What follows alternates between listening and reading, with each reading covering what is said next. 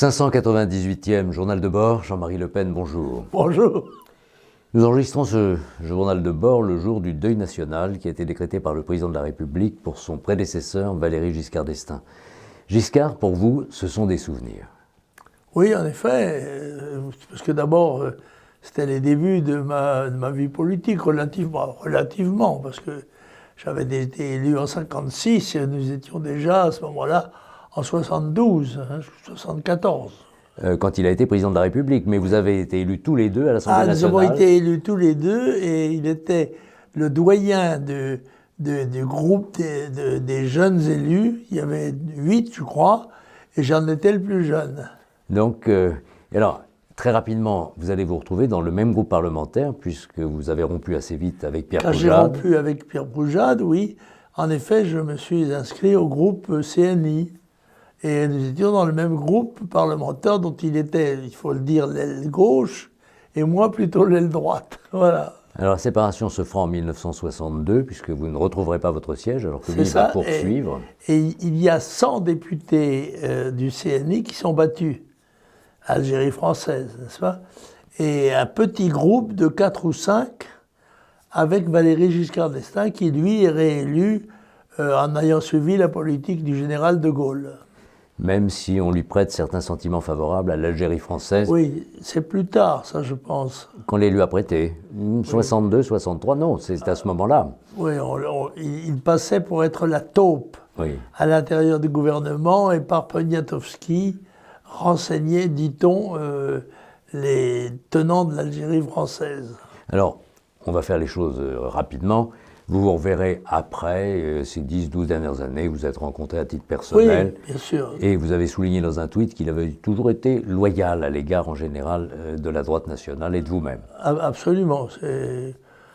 Parce qu'en fait, la seule mesure qu'on aurait pu lui imputer, c'était le passage de 100 à 500 signatures nécessaires pour se présenter à l'élection présidentielle. Et en fait, c'était Le Canuet qui avait pris cette initiative.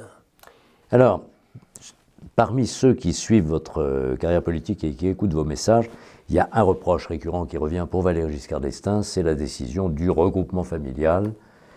En avril 1976, un décret signé par Jacques Chirac, puisque c'était un décret et pas une loi. C'est plutôt Chirac que Giscard. Et quelqu'un que vous avez connu par la suite, d'une certaine manière, le ministre du Travail de l'époque, Michel Durafour, signataire de ce texte. En effet, mais c'était un texte gouvernemental et le président n'avait pas sur la politique française la présence qu'il a aujourd'hui, par exemple. Donc chacun avait ses responsabilités et la responsabilité de la politique, je dirais, de détail, si j'ose dire, c'était quand même le président du Premier ministre. Alors on dit que Giscard a regretté d'avoir pris cette mesure beaucoup plus tard.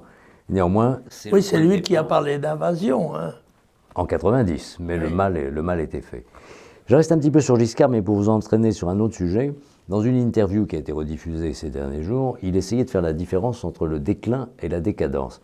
En disant le déclin, il peut y avoir des formes de déclin et de renouveau d'un pays. En revanche, la décadence, c'est une machine qu'on ne redresse pas.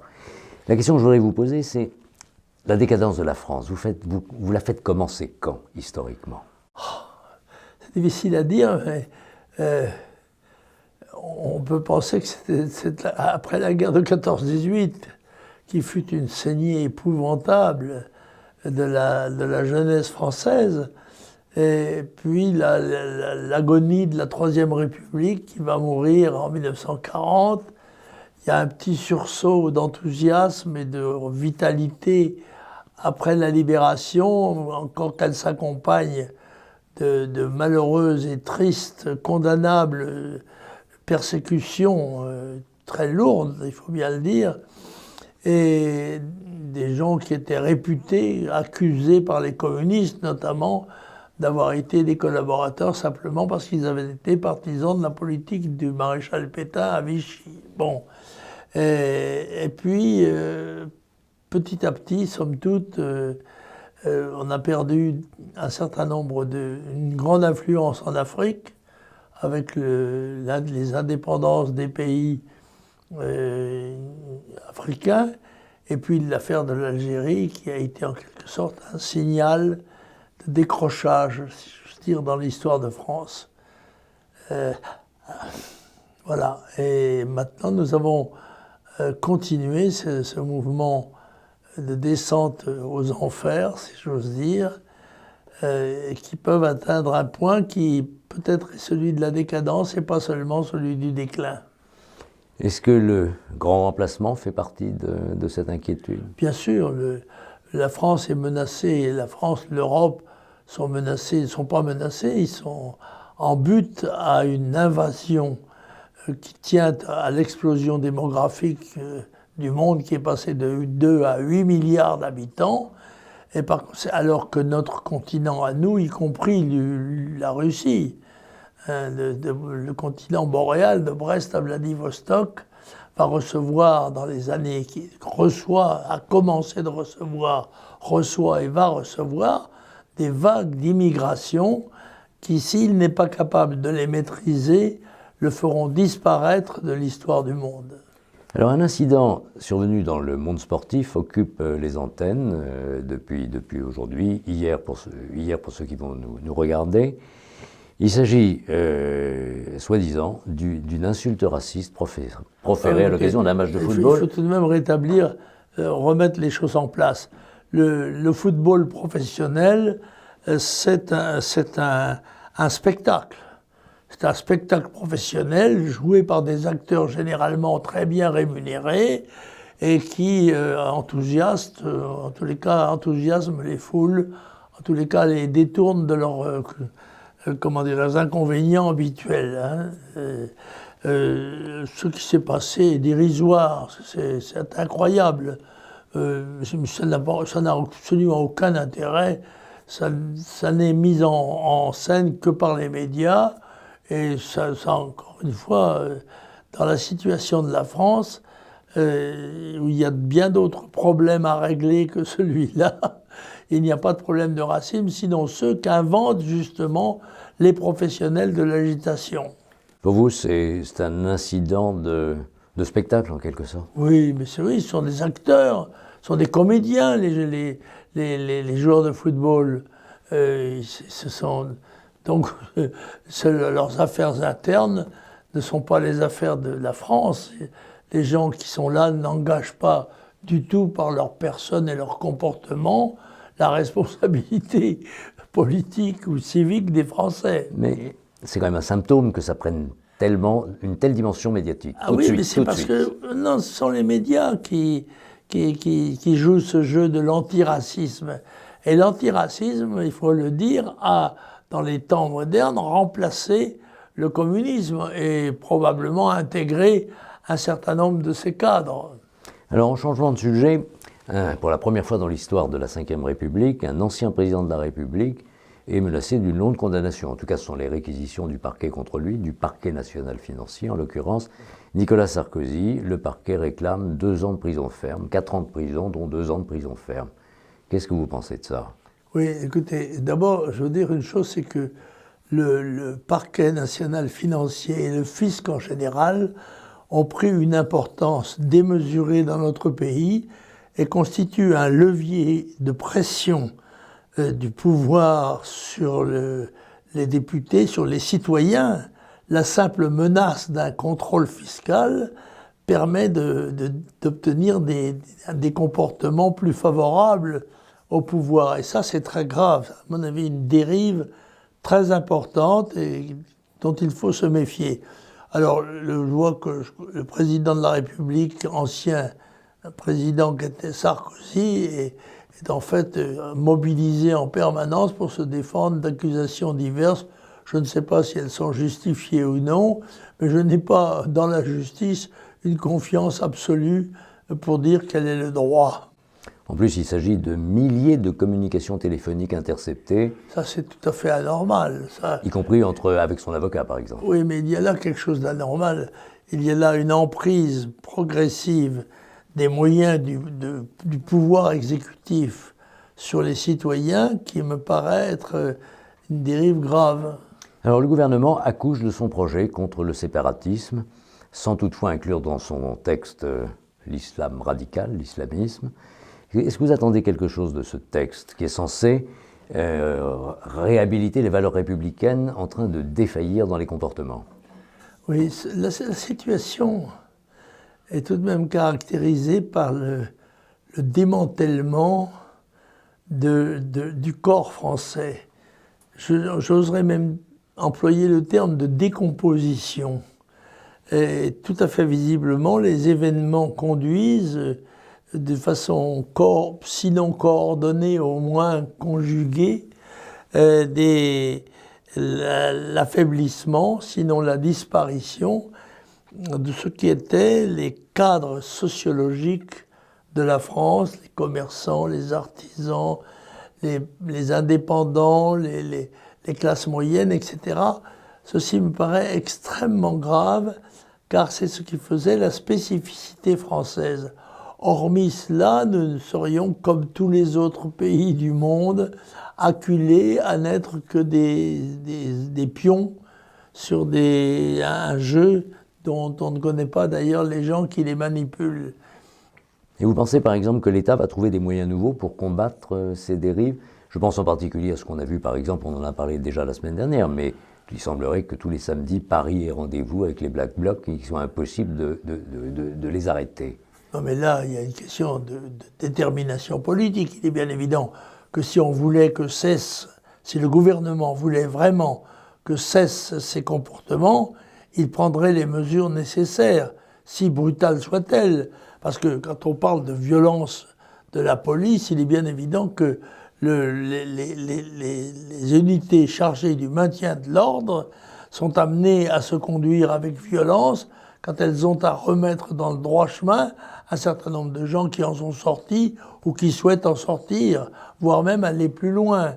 Or là, il y a une espèce de complicité entre les médias et un certain nombre de milieux politiques qui est à dénoncer. Mais le gouvernement lui-même a ses propres responsabilités. Il ne suffit pas de parler, de faire des discours.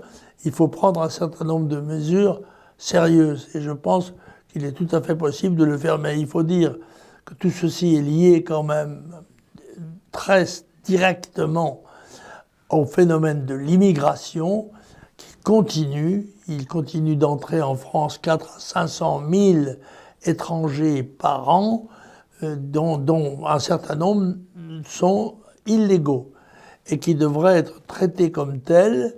La France n'a pas à recevoir le reflux du surplus de la population mondiale, sans parler de ceux qui fuient dans leur pays, pas seulement la persécution politique, mais quelquefois la justice et la police pour des comportements qui se sont révélés tout à fait condamnables.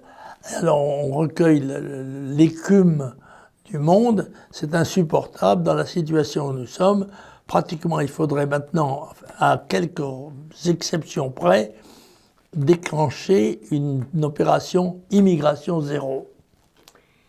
Est-ce que vous pensez, par exemple, une suggestion qui a été faite par le président des Républicains au Sénat, Bruno Retailleau, qu'on pourrait consacrer une unité spécialisée anti-Black Bloc, une brigade anti-Black Bloc en quelque sorte, une force qui se concentrerait là-dessus?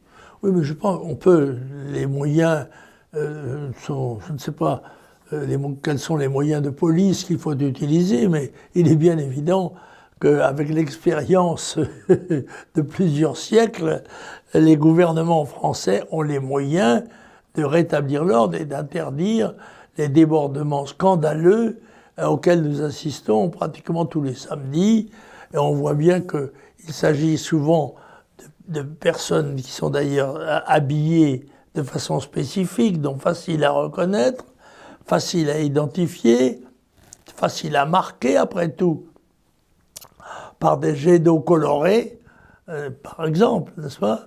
Et à mettre hors d'état de nuire. Il faut les mettre hors d'état de nuire. Or, pour l'instant, il est évident qu'ils bénéficient d'une impunité qui leur donne, bien sûr, une certaine détermination de braver l'État, c'est sûr. Ça. Alors, on va terminer Parlons un petit peu du Covid quand même, de la Covid-19. On ne peut pas finir ce bloc sans en parler. Est-ce que vous avez regardé cette scène très émouvante, William Shakespeare se fait vacciner? Oui, j'ai vu qu'il y avait un Anglais qui s'appelait William Shakespeare et qui avait été désigné, sans doute aussi c'est l'aspect médiatique des choses, pour recevoir le vaccin. Alors, ben, écoutez, on va attendre maintenant, ben, il faut que William Shakespeare reste en bonne santé dans la quinzaine qui vient, parce que si c'était l'inverse, ça se retournerait comme un boomerang contre les opérateurs de cette affaire. Non, le Covid est en train de démanteler la France, est en train de l'affaiblir, de provoquer des phénomènes d'isolement, je dirais de désocialisation, et un certain nombre d'attitudes qui sont en quelque sorte conditionnées par le Covid, risquent de détruire ce qui était le corps et l'âme de la France. Donc ça n'est pas une pandémie comme une autre, c'est très grave. Non, c'est vrai. Noël ou le jour de l'an, on a l'impression qu'il va falloir choisir. Ah bah écoutez, on choisit Noël, bien évidemment, Noël de l'an. Le nouvel an est très sympathique, c'était une occasion de se réunir et de faire la fête, mais elle n'a pas du tout, ce jour n'a pas du tout la signification de Noël, dont il faut rappeler quand même qu'il est la commémoration, si j'ose dire, de la naissance du Christ, de la naissance de Jésus, dans sa forme la plus attractive, la plus plaisante, la plus familiale. Et même d'ailleurs, même les incroyants célèbrent Noël. C'est un peu la fête du cœur, c'est la fête du cœur de la France. Vous n'y renoncerez pas. Bien sûr que non. Merci Jean-Marie Le Pen.